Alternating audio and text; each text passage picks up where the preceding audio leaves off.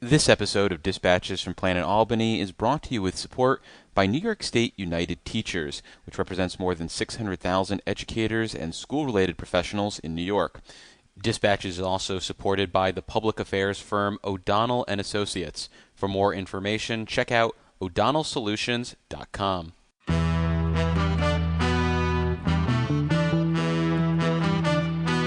I've also declared war on potholes, so here's the first shot across the bow.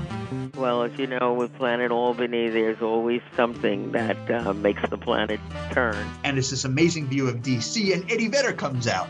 And he goes, "You have a cigarette?" And I've never smoked in my life, but if I had, I wish that was the moment. And this strategy takes us from potholes to knotholes. I would like to say it was a pleasure, Mr. Kim. But I'm on the road. I'm David Lombardo, and this is Dispatches from Planet Albany, a podcast about power and politics in state government. And we're turning our attention to one of the most powerful enclaves in New York politics, the Brooklyn Democrats. And our guest is James Christopher, who recently launched his own communications firm and previously worked as the communications director for the Brooklyn Democratic Party, as well as for Assemblymember Rodneyce Beshat-Hermlin, who chairs the committee. Thanks for making the time, James, and congrats on setting up your own shingle.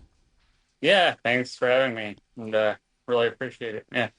Well, first of all, from the outside, 3 hours north up here in Albany, it seems like the Brooklyn Democratic Party can sometimes be a little chaotic, to say the least. And I'm curious how that public division complicated your work on the communications side of things, because in a perfect world, you've got everybody marching to the same beat, all singing the same tune. So what sort of challenges did that present, and how many years did that sort of stress shed off your life?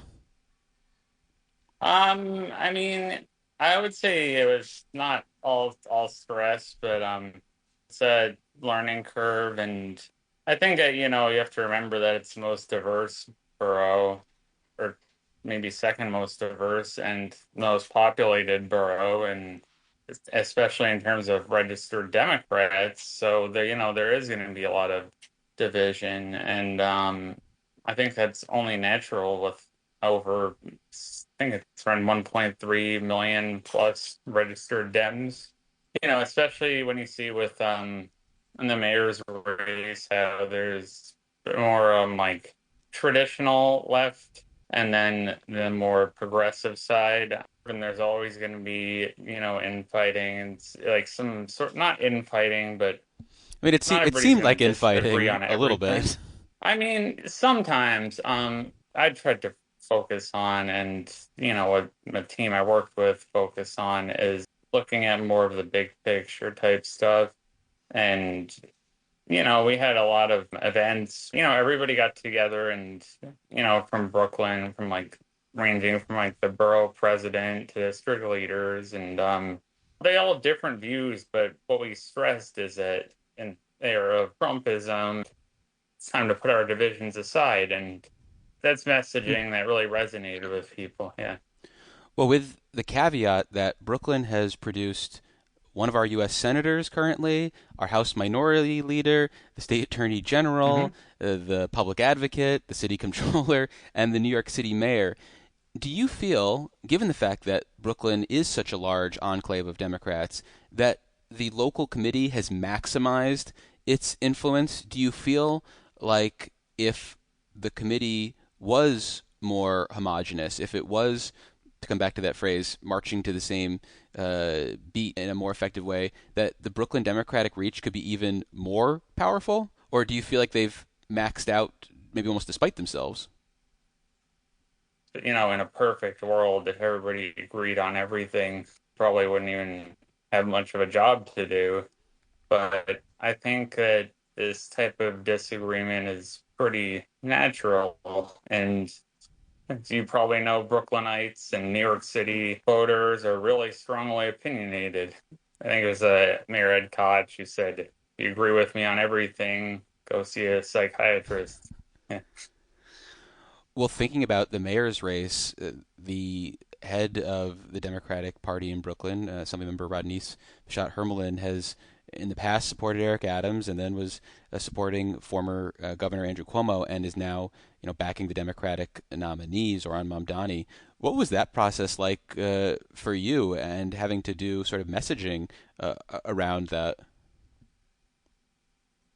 It's obviously gonna come with complications and stuff, and I can't speak for, current thinking right now. But obviously she's backing the Democratic nominee, and I guess what some people just didn't understand and tried to hammer down is that we're the Democratic Party. So Erica Adams chooses to go as an independent. It's all fine and well, and we're democracy.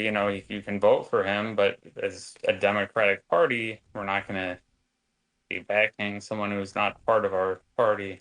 There was definitely some surprise factors in the primary, but I still do think it's up for grabs a little bit. Yeah. Hmm.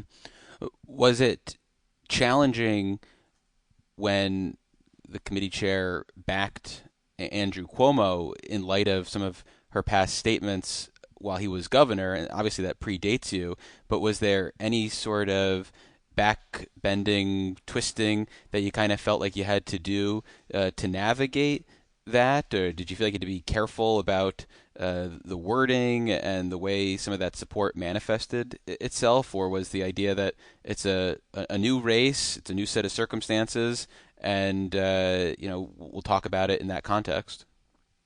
I'm always careful with wording and everything, but I did some work with them back when the governor was, stepping down. But the focus was on his experience and everything, and also it's looking at back at the facts and what happened, and the climate sort of shifted, and everybody, all these years later, look back at the I guess accusations and what actually happened to him, the findings and everything. Hmm. Is there anything from your time with the committee that you think leadership could have done differently or should have approached differently, whether it's the handling of some of the, we'll call them insurrectionists in the party who had clearly a different vision than committee chair Bashat Hermlin, or maybe the appointment process for certain positions, which resulted in some dead and unwilling people getting into positions. Anything that stands out to you as things that you kind of wish there had been a do-over on?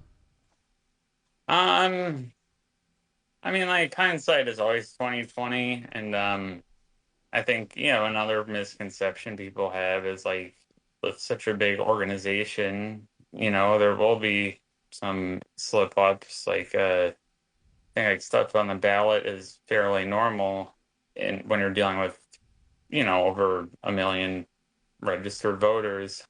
I can't really think of anything. I don't have a time machine, and I think everything we did, we tried the best. I tried the best I could.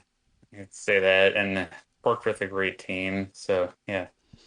It's true that yes, hindsight is 2020, and we sometimes can be unfair with the way we evaluate actions that are done in the Hmm. past. But it seems like some things that may have been questionable in hindsight were probably questionable at the time, like the idea of getting dead people onto positions, or people who just had no idea that they were being considered. So you don't think like that's something that, whether it's hindsight or in the moment, probably shouldn't have been done? Well, I mean, obviously, if it could have that could have been avoided, definitely Mm. would have. But I wouldn't say it's something that's intentional. If it could go back, obviously would want to avoid that mistake. But, that's not something that I is intentional, and not something I was particularly that involved in. Well, having been forged in the fires of the Brooklyn Democratic machine, and having spent time in the assembly and in private communications work prior to all of this, what are you hoping to do with your new firm? Are you looking to specialize in anything? Do you want to stay in the world of government? Are you looking to leave that behind? What does your future look like if you're able to draw it for yourself? Yeah, great question. Thanks. I still am in touch with a lot of Brooklyn elected leaders and candidates as well. So, what I want to do is what I've done for a while is, do help with political races, consulting with the communications for it, and I think all the work that I did really honed my skills for that. And I guess, part of it was I got a lot of demand for that type of work. And it's Brooklyn Democratic Party being the director is quite a job. I just felt like I wanted to branch out and take this on. And part of it is working with political clients, and there's also, the intersection with that. So I help out some good amount of businesses and also like nonprofit advocates too, Hmm. get their word out, cut through the noise. Well, if listeners are interested in obtaining your services, they should check out james-christopher.com. We've been speaking with public relations expert James Christopher, who recently did the comms work for the Brooklyn Democratic Party, as well as their chair, Assemblymember Rodneyce Bichat Hermelin. James, thank you so much for making the time, sharing your insights, and good luck in the future. Yeah, thanks for having me.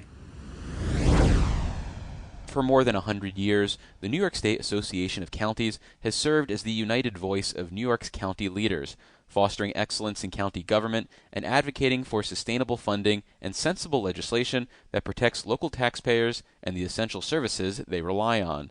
Learn more at nysac.org. And we're back with Working Rules, and joining me in the studio is Jimmy Vielkind, a Capitol reporter with Gothamist and WNYC, who's here to unpack the latest developments with Governor Kathy Hochul's pet project of 2025, refund checks for New Yorkers, which should be in the process of hitting mailbox around the state starting this month. Thanks for joining us, Jimmy. Happy to be here, Dave. So you had a story last week confirming that the $2 billion New York is spending to send checks to most taxpayers this fall will be subject to federal income taxes. And I'm curious if this was a last-second surprise or whether everyone should have seen this coming for months now and it just wasn't part of the narrative. In reporting this, I got questions from listeners, and that made me talk to kind of fiscal nerds and tax experts. And I was surprised. Before the state made a definitive answer, I heard arguments on both sides that perhaps this could be construed as a social welfare payment and therefore not be taxable, or perhaps because there was language in the budget bills where this program was created talking about how it is to be treated as a refund against 2023 income taxes, that it might also be excluded. But no, the answer definitively delivered by Budget Director Blake Washington is that this is income, and like all other income, it is subject to federal taxation. So I don't think it was that obvious. I didn't think it was obvious. I never thought of it once. Yeah, and we've gotten tax relief in various forms in various years from various governors, and depending upon its exact form, it sometimes has not been subject to federal income taxes. Yeah, and that was one of the, I think, important parts of your reporting. You talked with E.J. McMahon, a constant fixture in Albany for decades now, about the ways that they could have gone about doing this and not had New Yorkers have to pay taxes on it, essentially not lose about 10% of the state's investment to federal officials. I don't think that was ever under consideration in a meaningful way, though. This seems to have primarily been about a very public check hitting your inbox as opposed to some sort of credit on your taxes. Yeah, that's exactly it. And when I talked to Blake Washington, the budget director, he said that Governor Hochul had a multifaceted affordability agenda, which you've talked a lot with your listeners about, starting in her State of the State address. And the checks were designed to, one, get out the door quickly and broadly, but two, to have that sort of stimulating effect, right? If I get a credit on my taxes in April, okay, well, maybe I owed them money anyway. It's not going to let me be like, oh, I just found a couple $100. I am just getting my family ready for back to school. This is going to help me buy some new things. I mean, this money could help. Sure, but the framing around this as an inflation refund check is so disingenuous because the inflation rates now are not as high as they were in the earlier years of the administration. So if the governor really wanted to, as they put it, address elevated inflation, and the governor wanted to put money back in people's pockets as quickly as possible, then it would have been doing something in 2022, 2023, 2024 that could have been a rebate that wouldn't have actually had tax implications. Are you saying that this is maybe because there's an election coming up next year? Yeah, and it is so cynical that I think politicians think that there's any sort of benefit or lift from something like this, because the idea that some moderate voter, some purple voter who's up for grabs is going to be swayed by this, I think is not the best train of thought. You know, I kind of go back and forth on that point. It's something that we'll never really know. I think one thing is that, first of all, it's 2025, and Governor Hochul is not up for re-election until 2026. So this is not landing in the weeks before voters go to the polls. I think there's a really good argument to be made that people will react cynically when that check comes just as they're supposed to go to the polls, and that there might be kind of a revulsion or a negative if they even look at who signed it and who it's from. Or put two and two together, two and two to get $150 or up to $300 here. But I also think that what we've seen and what I've reported on in the recent Siena University poll is that for the first time... Way to stick with the branding there. That was impressive. For the first time, the right track, wrong track direction question in New York has flipped, and that more people in New York, for the first time in a while, believe that the state is heading in the right direction as opposed to being on the wrong track. And that's a very distinct contrast with what voters say about the direction of the nation, in which they say that about 2/3, it's not even close, it's like basically 2-1, 66-33, plus or minus a few points each month, say that they believe the nation is on the wrong track. And if you are an incumbent, if you are part of the power structure, that's what you want. If voters are feeling good about things, you're much more likely to stay. When voters' moods are sour, watch out for anti-incumbent waves, regardless of which party is in power. And so if you're giving people some money, if you're making them feel like, oh, a couple extra bucks in my pocket. Oh, my kids don't have to pay. I don't have to pay for lunch for my kids. You know, my kids You already don't have to pay for lunch for your kids if they're in school. That's what I'm saying, right? So these kinds of things, I think, could contribute to a warm glow that will benefit incumbents in New York. And of course, the ultimate incumbent is Governor Hochul. I wonder, though, how much of that switch on the right track, wrong track question is kind of a response to what's happening at the federal government. And this is a blue state, and there's kind of a rally around the top Democrat sentiment that New York Democrats are leaning into. I think quite a bit of it. I think that a lot of it is, maybe I wasn't happy, but I'm feeling happier by contrast.